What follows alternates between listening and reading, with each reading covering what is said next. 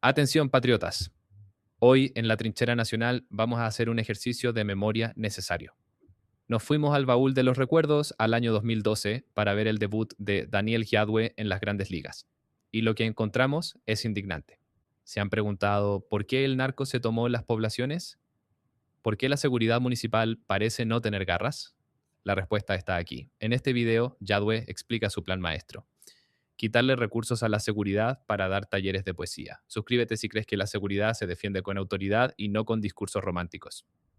De vuelta en Tolerancia Cero y está nuestro invitado Daniel Jadwe, además viejo panelista de este, no viejo, sino antiguo panelista de este, éramos panelistas juntos en el Termómetro, así que nos conocemos hace un buen tiempo, un buen polemista, arquitecto, sociólogo, y la verdad que en la encuesta no aparecía, fue una de las sorpresas para algunos, a lo mejor para ti no, en fin, ya contestará Daniel Jadwe, y otro tema que es interesante, que es una de esas comunas donde la derecha fue con un descolgado, no resolvió lo que decía Luis Felipe Merino hoy día en la columna de tu diario, donde la derecha dice, bueno, y la autocrítica en la Reina RN y en la UDI en Recoleta, tú, no sé, a río revuelto, ganancia pescadores, ¿cómo lees tú esta elección, Daniel? Muchas gracias por estar aquí. Bueno, lo primero es que para nosotros no fue efectivamente una sorpresa, aquí hay un trabajo que viene de mucho tiempo, yo he sido candidato varias veces antes, el PC pasó en 2 elecciones del 2 al 17%, mientras nosotros subíamos 10.000 votos, todas las otras fuerzas políticas bajaban 10.000 votos en las últimas 2 elecciones, y efectivamente yo creo que ahí hay un tema no solo con las encuestas, sino que además con la puesta en escena de algunos medios de comunicación que yo, disculpa con todo el respeto, pero creo que tenían candidatos. Efectivamente, cuando hay medios que no le dan el mismo espacio a todos los candidatos, cuando hay uno que desaparece más allá de la encuesta, cuando hay un error metodológico como el que yo comentaba antes, que la tercera hace 3 encuestas, por ejemplo, ¿no? Y en las 3 encuestas, en la primera saca 404 casos, en la segunda 404 casos, en la tercera 302 casos, pero sin embargo afirma tener el mismo porcentaje de error y el mismo nivel de confianza, que eso estadísticamente no es verdad. Entonces uno dice, a ver, pero ¿cómo? O aquí hay un error muy garrafal, a alguien se le pasó, o hay claramente una intención de invisibilizar un candidato, digamos, que yo creo que fue lo que pasó. Me toca. Sí, por supuesto. Claro, por supuesto.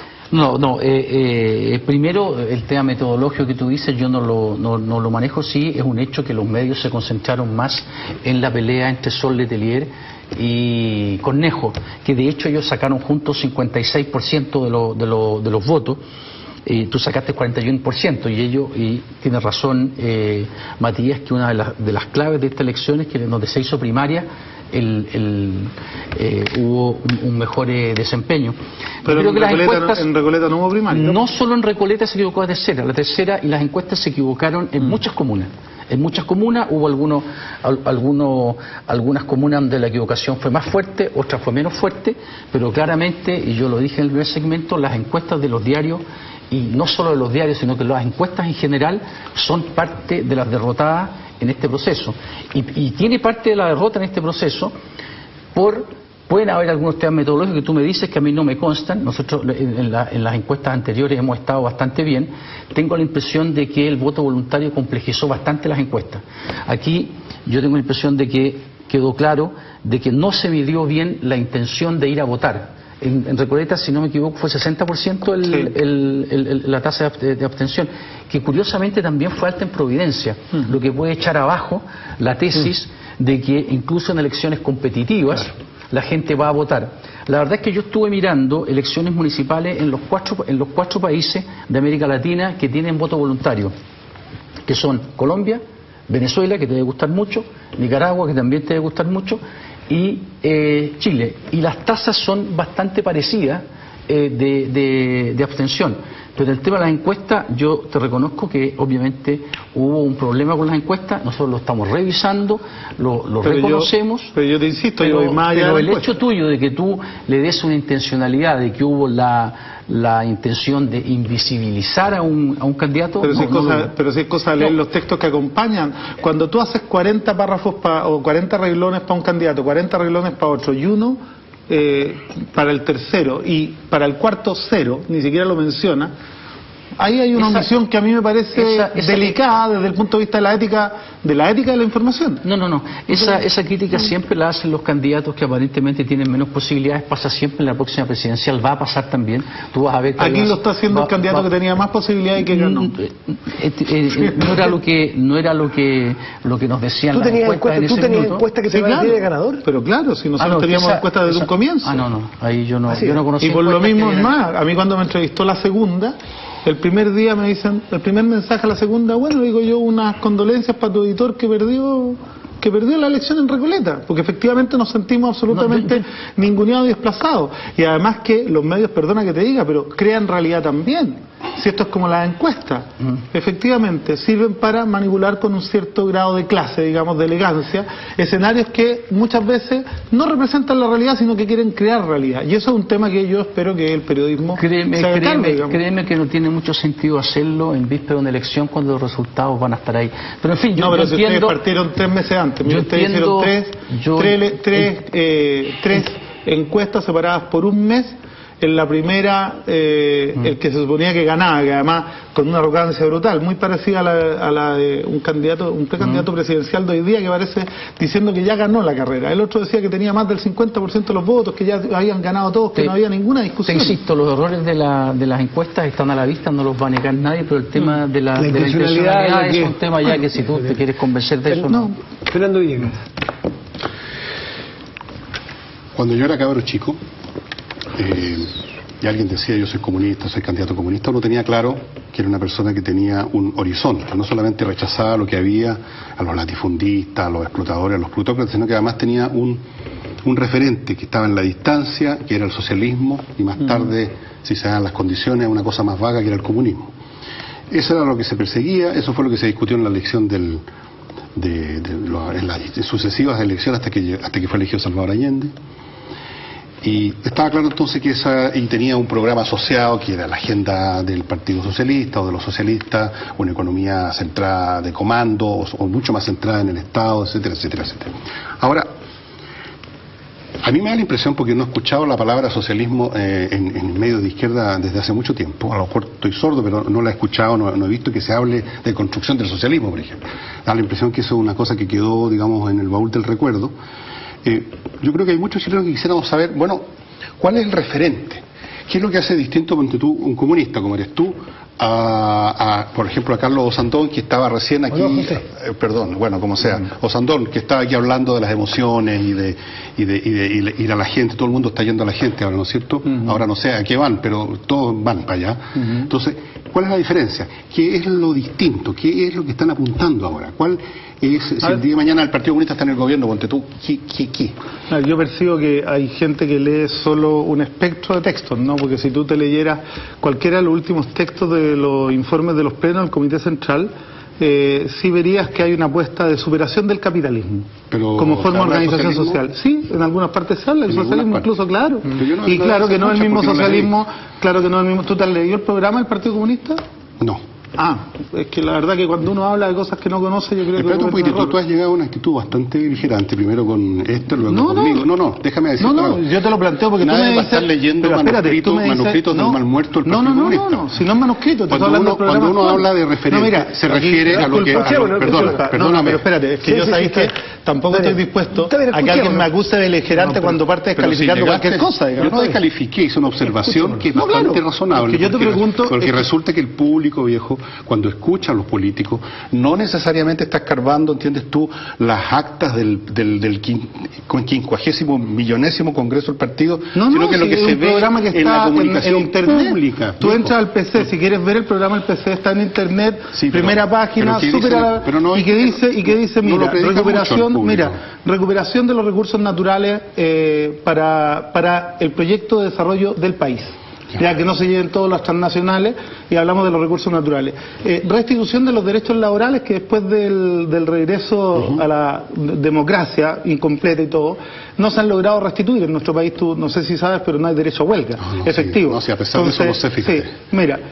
También hablamos nosotros de educación y salud gratuita y de calidad como derechos universales. Eso no es socialismo. Yo te estaba preguntando por el referente final y no me quisiste entender. A ver, es que yo no te estaba pidiendo tu programa. No, es que mira, a diferencia de otras ideologías, el socialismo no es algo que tenga un libro sagrado, se va construyendo y va cambiando en el tiempo, y efectivamente han habido cambios significativos en el mundo en el último tiempo, y por supuesto hoy día nosotros no tenemos como modelo, ni siquiera menos para aplicar a Chile, de ninguna experiencia anterior. Nosotros tenemos un programa que se basa en algunos de los puntos que yo he mencionado y otros que son profundización de la democracia, apuntando hacia una democracia participativa, con participación temprana y vinculante, que no es lo que se ha hecho. De hecho, yo, una de las explicaciones que siempre, a la cual apunto, ¿no?, es que en los últimos años, y no solo en este gobierno, sino que también para atrás, no se hizo ningún esfuerzo real por entregar participación temprana y vinculante a la sociedad civil en ninguna parte. Entonces ahora todos rasgan vestidura y vienen aquí a sorprenderse de que la gente no quiere participar. Yo diría, ¿y por qué tendría? ¿Cómo se hace? ¿Y por qué? ¿Sabes cómo? ¿Cómo se hace? Dejándolos que tengan participación y que la voluntad de la sociedad se vea. No puede ser, por ejemplo, que en un país el 75% de la población quiera efectivamente salud gratuita y de calidad, sabiendo que recursos hay para eso en el país, y que sencillamente un grupúsculo minoritario diga que no. No puede ser que en el país haya una mayoría. Pero dime una cosa primero, nadie se sorprende con los niveles de abstención, porque te repito, son los niveles de abstención que hay en cualquier país que tiene el voto voluntario. Es más, acaban de hacerse elecciones municipales en Brasil el mismo día que se hicieron en Chile, y en São Paulo la tasa de abstención fue del 10%. Sí, déjame terminar, por favor. Sí. Se hizo una encuesta y se mostró que 44% no habrían votado si no fuera obligatorio el voto.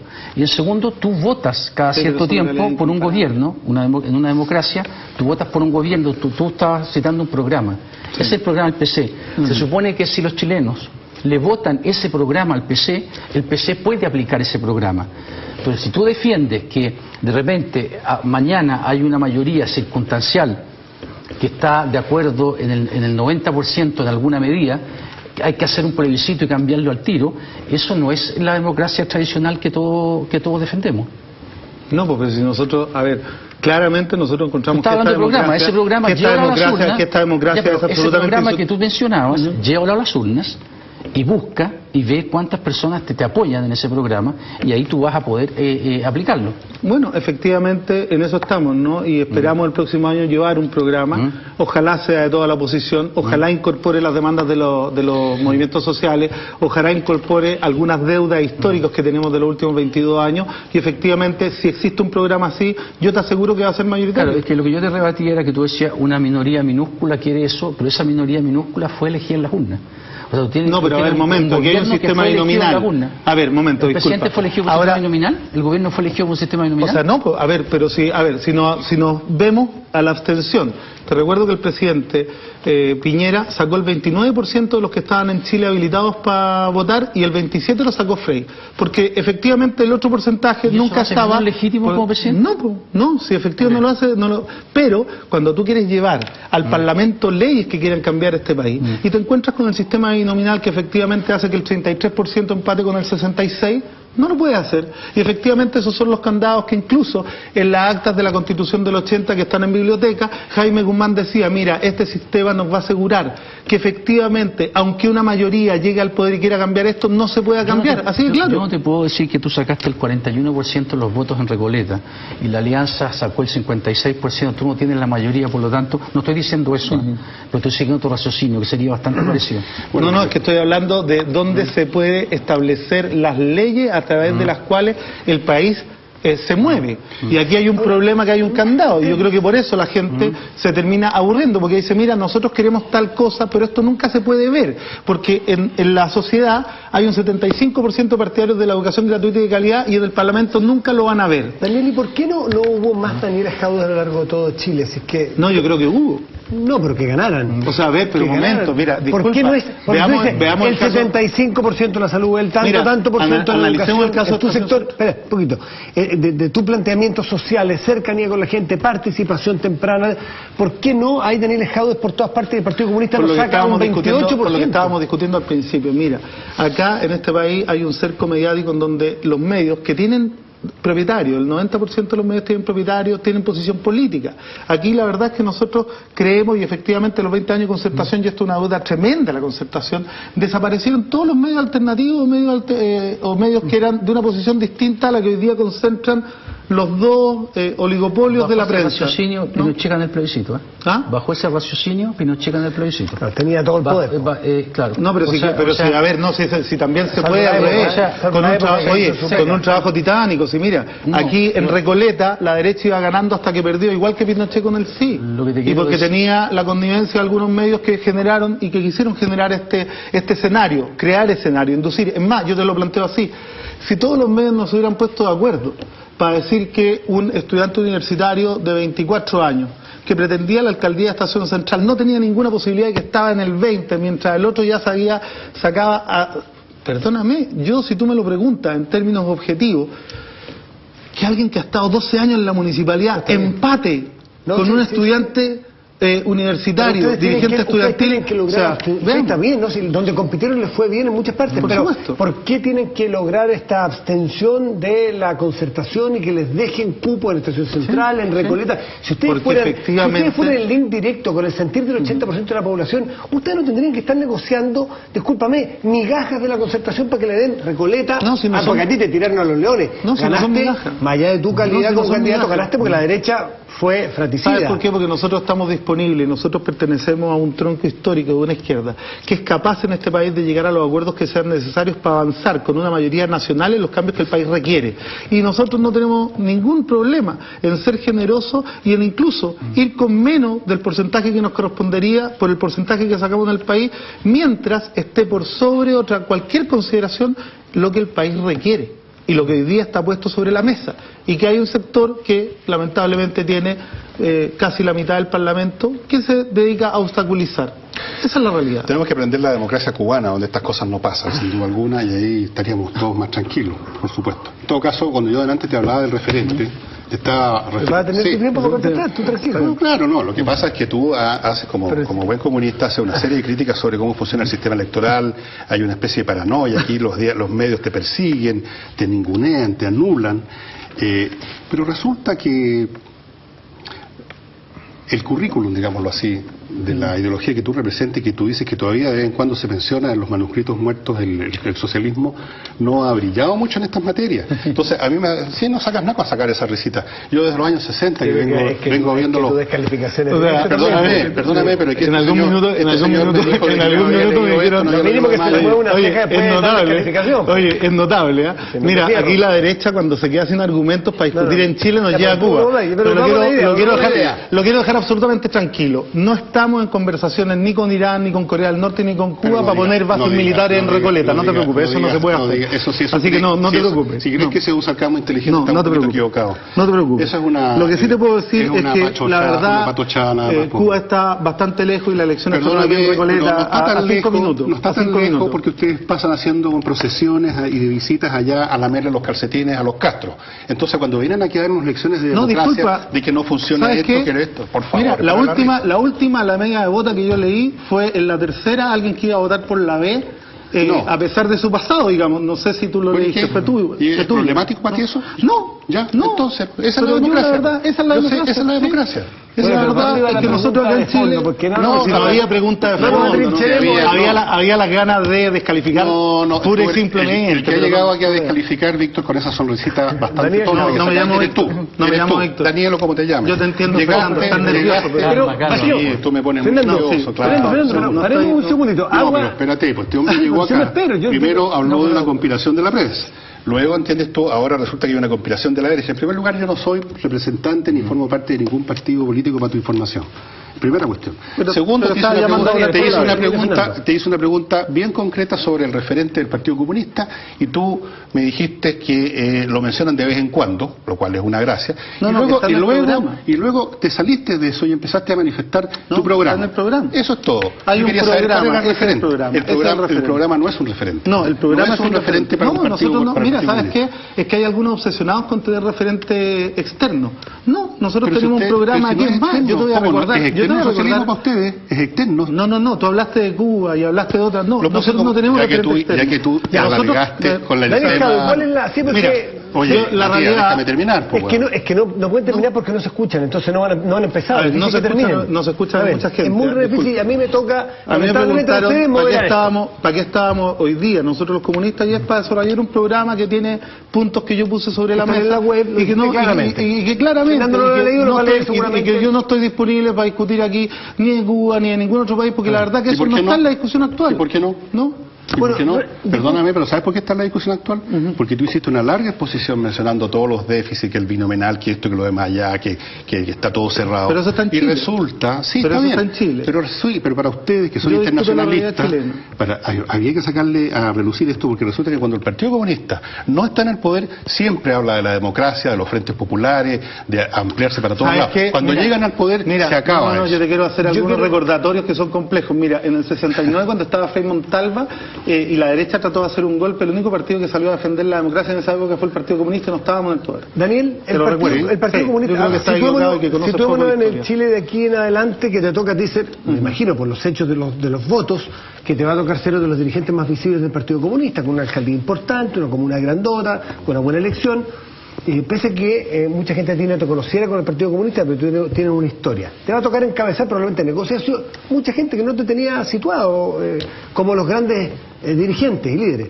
No sé en qué momento... yo no soy dirigente, pero por eso, una de esas, sí, yo sé, pero en un momento ahora te va a poner probablemente esto, o no sé cómo opera la verdad tu partido, en una posición más de ir a negociar determinadas cosas, y me refiero al futuro de en adelante con la concertación, porque vemos hoy día en los diarios, en todos los análisis, como por ejemplo Jorge Burgos dice, yo en principio no tengo ningún problema con el Partido Comunista. Muchos temores de cristianos, yo creo que se muerden los dedos, de desesperación, de angustia, de miedo, lo que fuera, que no quiere verlo a ustedes. Van a tener que, muchos temores de cristianos sí, detestan al Partido Comunista ideológicamente, me refiero, no quieren, se sienten quizás más cercanos a unos RN. ¿Cómo va a ser esta alianza a futuro que tuvo buenos resultados ahora, el Partido Comunista ya siendo probablemente, si ganan, con ministros? Lo dijo Andrade ayer, me parece. Bueno, si les pedimos al Partido Comunista que sean socios y ganamos un gobierno, no veo por qué van a estar fuera del gobierno. ¿Cómo te ves tú con una concertación que has criticado tan duramente siendo parte de un potencial gobierno conjunto? Yo lo primero que quiero decir es hablar de la experiencia. Nosotros acabamos de tener una elección exitosa en Recoleta, y la democracia cristiana participó con una lealtad y con una presteza, pero que fue a toda prueba, y no tuvimos ningún problema. Es más, ellos tomaron conocimiento del programa, se sintieron gratamente representados en el programa, y tuvimos a toda la DC haciendo campaña con nosotros. Por lo tanto, yo creo que hay algunas diferencias que en la base...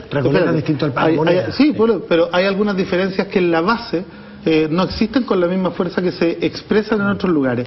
Y sobre la respuesta del futuro, mira, nosotros lo hemos dicho con toda claridad.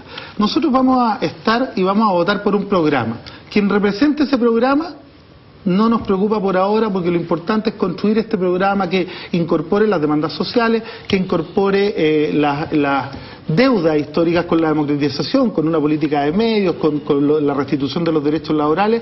Y una vez logrado eso, vamos a ser parte de la alianza que logre llevar ese gobierno adelante. ¿Qué puntos programáticos para ustedes son los más importantes, intransables? ¿Qué puntos programáticos? ¿Cuál es el programa mínimo que tiene que tener un acuerdo entre la concertación y el PSET, tomando en cuenta lo que dice Matías de que lo más difícil es llegar a un acuerdo con la ADC, cuyas bases obviamente... A ver, pues sabes que yo no creo que sea tan difícil. Mira, con la ADC, por ejemplo, en su congreso ideológico, la ADC está por educación gratuita y de calidad, igual que el programa del porque por estatizar todo el sistema público. Perdón, el programa actual nuestro tampoco, y nosotros nunca hemos dicho que sea un solo sistema y público. Lo que nosotros queremos es tener un sistema público, gratuito, de calidad en salud y en educación, y que eso, si alguien quiere competir con aquello, que sea, pero que no tengamos un sistema público de educación en donde los profesores educan en promedio por sala a un tercio más de los alumnos que en el sistema privado, con con menos de la mitad del costo asociado, con menos de la mitad de las horas dedicadas a preparar clases, con una incapacidad en infraestructura. Entonces, si uno quiere efectivamente lograr una educación pública gratuita y de calidad, independiente de lo que pase con la privada, que nosotros creemos que debe seguir existiendo, pero sí lo que no debe seguir pasando es que en eso hay un consenso general, no creo que sea... No, pero y también en salud está también el tema de la recuperación de los recursos naturales, que yo creo que para nosotros va a ser... ¿Qué significa la recuperación de los recursos naturales? Avanzar, iniciar un proceso de renacionalización. ¿Tú nacionalizarías la minería privada, por ejemplo, extranjera? La verdad es que nosotros sí somos partidarios de iniciar un proceso de renacionalización que no significa necesariamente estatización en este periodo, pero efectivamente sí. Y no solo explícalo bien, porque la verdad es que no se entiende.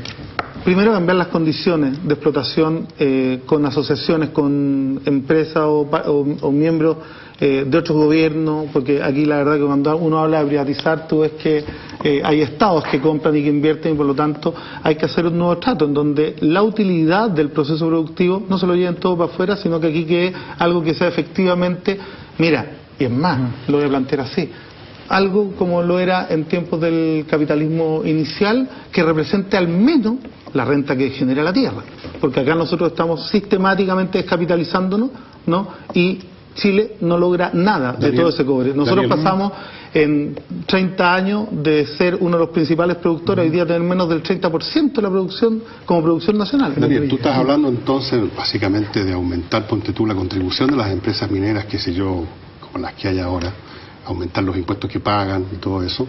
¿Por qué llamar a eso? En una primera etapa. ¿Por qué llamar a eso nacionalización? A ver, porque digamos, aumentar impuestos a alguien... No, porque incluso está en la Constitución. Nosotros creemos que el decreto 600 uno podría incluso derogarlo y que efectivamente sea el Estado chileno el dueño de todas las minas y se puede asociar con quien quiera, pero en condiciones significativamente distintas. Y eso, además, recuerdo que está en la Constitución de Pinochet. Yo les recuerdo que la nacionalización del cobre del 72 fue votada por unanimidad por todos los sectores de la política nacional. Por lo tanto, yo no veo que sea algo que pueda generar un drama. Y no hablamos solo de la minería, sino que hablamos del agua. Y hablamos de otros recursos naturales que pudieran estar hoy día, porque además uno puede ver, no podemos permitir que Chile se siga descapitalizando a pasos agigantados y que efectivamente no tengamos nada que ofrecerle a un país que demanda más equidad y más justicia social. Mira, en Recoleta, por ejemplo, no puede ser, y voy a tratar de bajar a lo comunal, que una de las comunas más ricas de Chile, la 14ª comuna con más presupuesto en el país, luzca todavía como una de las más pobres, y que efectivamente nos demos el lujo de gastar 500 millones de pesos al año en autos de seguridad ciudadana, cuando en los consultorios todavía no hay remedio para los adultos mayores ni hay horas médicas de especialistas. ¿Cómo se hace la seguridad ciudadana? ¿Cómo se hace? ¿Cuál es el plan que tienes tú para el tema de la seguridad? No, primero la seguridad ciudadana es un tema que no corresponde a las municipalidades de manera directa. Los que llegaron al gobierno hace 12 años al gobierno comunal prometiendo que iban a terminar con la seguridad ciudadana y con la drogadicción fueron los que hoy día lograron que nadie fuera a votar por ellos. ¿Plan específico respecto de eso? O sea, lo que las municipalidades y los gobiernos locales pueden hacer para mejorar la seguridad es mejorar el espacio público, iluminar, ¿no? Iluminar de manera certera, invertir además en una redistribución equitativa de la infraestructura social de primera necesidad, de tal manera de que la infraestructura social de primera necesidad esté a distancia de una caminata, y eso, aunque tú no lo creas así, tiene un impacto directo en la seguridad y además tiene un impacto directo en la calidad de vida. Mira, si tuviéramos colegios y buenos colegios distribuidos en la periferia de Santiago, nos ahorraríamos el 26% de los viajes diarios, que son 17 millones en la ciudad. Entonces, efectivamente, uno puede contribuir de manera indirecta, no fortaleciendo las organizaciones sociales, fortaleciendo la comunidad, en el rol que pueden jugar, en traspasarle atribuciones, responsabilidades y recursos, ¿no? Y no gastar en marketing. O sea, en Recoleta se gastan 270 millones de pesos en poner pendones con el nombre del alcalde o de la alcaldesa todos los años. Y que si tú lo miráis, en 12 años de gobierno de la UDI fueron 3.000 y tantos millones de pesos gastados en pendones. ¿En tu comuna hay problemas de narcotráfico? Sí. Ya, entonces, quiero entrar a ese punto. ¿De qué forma tú, para ir a lo concreto, fortaleces, que es la frase que has usado, a las organizaciones ciudadanas para poner coto o combatir o reprimir o mantener a distancia a organizaciones criminales que usan violencia letal. No, nosotros no estamos proponiendo mantener ni ir a enfrentar a estas organizaciones, Fernando, la verdad. Porque no creemos que sea posible desde la municipalidad. Yo tampoco creo, pero ¿qué pretenden entonces? No, nosotros pretendemos arrebatarle mercado a esas organizaciones. ¿Cómo? Llenando a los cabros de actividades, de oportunidades de desarrollo y entregándole recursos a los muchachos para que se organicen y puedan ellos desarrollar. Porque ¿sabes qué? Cuando los jóvenes tienen un horizonte en la vida y tienen un sueño que quieran lograr pero que crean además posible, normalmente no caen en la droga. Los cabros que caen en la droga son porque efectivamente no tienen nada que hacer. A mí me da rabia. En Recoleta hoy día, después de 12 años de gobierno de la UDI, todas las canchas de las juntas de vecinos se arriendan. Todas las canchas que fueron construidas con plata de todos los chilenos para que los cabros de menores recursos pudieran jugar, ellos no la pueden ocupar porque no tienen plata para arrendarla. Y hay dirigentes que llevan hace 12 años a cargo de las canchas que ni siquiera rinden las platas que ganan de eso, ¿no? Con la excusa de tener que pagar la cuenta. Entonces, si tú me preguntas a mí, ¿sabéis qué? Yo prefiero que la municipalidad vuelva a pagar la plata con todos los ahorros que vamos a hacer del mal gasto y entregarle, mantener los colegios abiertos de 6 a 9 para que tengan tardes deportivas, talleres culturales, talleres literarios, ¿no? Y efectivamente llenar a la juventud y a los adultos también de oportunidades de desarrollo. Ese plan se desarrolló en Nueva York. Y fue notable. Bueno, aquí en 12 años de la UDI se hizo todo lo contrario. ¿El plan Tolerancia Cero te identifica, te gusta? No, no del todo, porque creo que tiene... Es parte, ¿eh? Sí, o sea, pero lo que acabas de decir es parte. Sí, no, es parte, pero es la parte que no tiene que ver con lo punitivo, porque además aquí la situación es distinta. Nosotros no podemos desarrollar acciones coercitivas desde el municipio. O sea, de hecho, mira, los autos de seguridad ciudadana, lo que se gasta tanto, no tienen atribuciones legales para retener, para detener, para transportar a nadie. Pasean nomás. Entonces, nada, lo único que hacen es pasear si la gente ha terminado... prevención y comunicación. Tú tienes en todo caso claro que más allá del tema de que los niños que caigan o no caigan, el narcotráfico es una industria que involucra a mucha gente, incluyendo gente, digamos, que son vecinos comunes y corrientes. Algunos de ellos se involucran, por lo menos en el sentido de que se hacen los lesos, por así decirlo, para que no le pegan un balazo, literalmente. Y eso es un asunto bastante más complicado que ofrecerle... No, pero atacar la demanda a veces no, no afecta. Pero atacar la demanda sí, porque la verdad es que tratar de enfrentar la oferta yo creo que es un tema que tiene todavía en deuda el Ministerio del Interior. ¿Debe ser obligatorio nuevamente el voto? Le preguntamos muy al principio, o más bien los invitamos a participar en tolerancia0.cl a ustedes, y la respuesta fue, ¿qué creen ustedes? ¿Qué cree la mayoría de los que responden? ¿Que cree que es voluntario nuevamente? No. El 57% de las personas que contestaron esto, que no es una encuesta técnicamente, 57% de la gente dice que no, y el 43% dice que sí, que debe ser obligatorio. Muchísimas gracias por estar aquí. Muchas gracias a ustedes. Supongo que no te refería a Chilevisión cuando hablaste de los medios de comunicación, no sé cuánto. Aquí te tratamos por igualito. A mí siempre me han tratado bien en este caso. Por igualito, a todos. No hay tanta compilación. Ya, pausa y volvemos. No es tan conspirativa la verdad. En 2012, Yadue ya lo decía sin arrugarse. Gastar 500 millones en autos de seguridad ciudadana era un mal gasto. Para él, los guardias municipales solo sirven para pasear. Como exoficial, yo les pregunto, ¿cómo se combate el delito si le quitas las herramientas a quienes deben vigilar? Jadwe prefirió cerrar los ojos ante la delincuencia para financiar su agenda ideológica, dejando a los vecinos de Recoleta a merced de los delincuentes desde el primer día. Escuchen bien esto, porque es la parte más peligrosa. Ante la pregunta directa de cómo enfrentar a organizaciones criminales con violencia letal, Jadwe respondió que la municipalidad no debe enfrentar a estas organizaciones. Así como lo oyen, su brillante idea para combatir el narcotráfico era mantener los colegios abiertos hasta las 9 de la noche con talleres. Mientras Jadwe quería arrebatarles mercado, con cultura, el narco se instalaba con balas, droga y terror en las poblaciones. El resultado de ese buenismo lo estamos pagando hoy con sangre.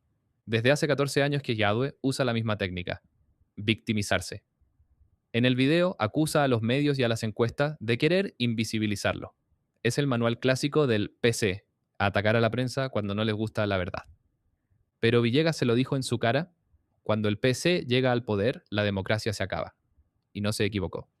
Jadwe hablaba de renacionalizar el cobre y de democracia participativa, pero en realidad estaba pavimentando el camino para el estatismo radical que tanto daño le ha hecho a Chile. Este video es la prueba de que el desastre actual no es casualidad. Fue planificado, se desmanteló la autoridad, se denostó a la policía y se cambió la seguridad real por prevención social, que nunca llegó. ¿Y tú? ¿Crees que el enfoque de Jadwe de no enfrentar al narco es el responsable de la crisis de seguridad que vive Santiago? comenta Jadwe Responsabilizate y comparte este video para que nadie olvide cómo empezó todo. Dale like y suscríbete para seguir analizando la verdad en la trinchera. Nos vemos.